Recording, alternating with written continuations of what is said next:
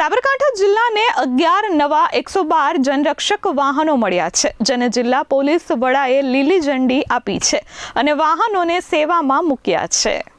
સાબરકાંઠા જિલ્લામાં ઇમરજન્સી સેવા હવે વધુ ઝડપી બનશે. જિલ્લા પોલીસ વડા ડોક્ટર પાર્થરાજસિંહ ગોહિલના હસ્તે 11 નવા 112 જનરક્ષક વાહનોનું લોકાર્પણ કરવામાં આવ્યું છે. ગુજરાત સરકારના નવતર અભિગમ હેઠળ 112 નંબર પર ઇમરજન્સી કોલ કરવામાં આવે ત્યારે શક્ય તેટલા ઓછા સમયમાં મદદ પહોંચવાની વ્યવસ્થા કરવામાં આવી છે. ખાસ કરીને 10 મિનિટની અંદર જનરક્ષક વાહન ઘટના સ્થળે પહોંચે તે માટેનું આયોજન કરાયું છે. 112 જનરક્ષક સેવા માત્ર પોલીસ મદદ પૂરતી સીમિત નથી. ઇમરજન્સી સમયે પોલીસ સેવા ઉપરાંત ફાયર ઇમરજન્સી સર્વિસ અને એમ્બ્યુલન્સ સેવા માટે પણ 112 નંબર ઉપયોગી બનશે. કોલ મળ્યા બાદ જનરક્ષક વાહનના લોકેશન અને રિસ્પોન્સ ટાઈમનું ગાંધીનગરથી મોનિટરિંગ કરવામાં આવશે, જેથી ઇમરજન્સી કોલ પર ઝડપી પ્રતિસાદ મળે અને જરૂરિયાતમંદ વ્યક્તિ સુધી તાત્કાલિક મદદ પહોંચાડી શકાય.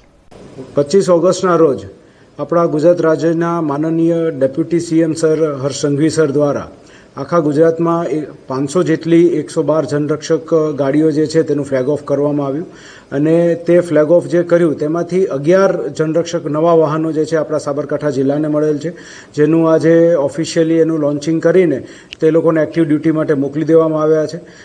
ગુજરાત પોલીસનો, ગુજરાત સરકારનો આ એક નવતર અભિગમ છે કે જેમાં કોઈપણ 112 જનરક્ષક ઉપર કોલ થાય તો તેની 10 મિનિટની અંદર જ પોલીસ ત્યાં પહોંચી જાય એ પ્રમાણેની વ્યવસ્થા ગોઠવવા માટે હાલ આખું તંત્ર જે છે એ કાર્યરત થઈ રહ્યું છે અને સિસ્ટમ સેટ થઈ રહી છે.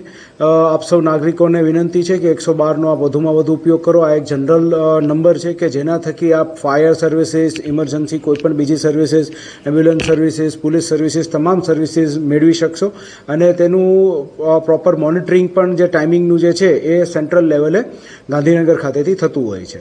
જય હિન્દ. Kalpesh Patel, S24 news, Sabarkantha.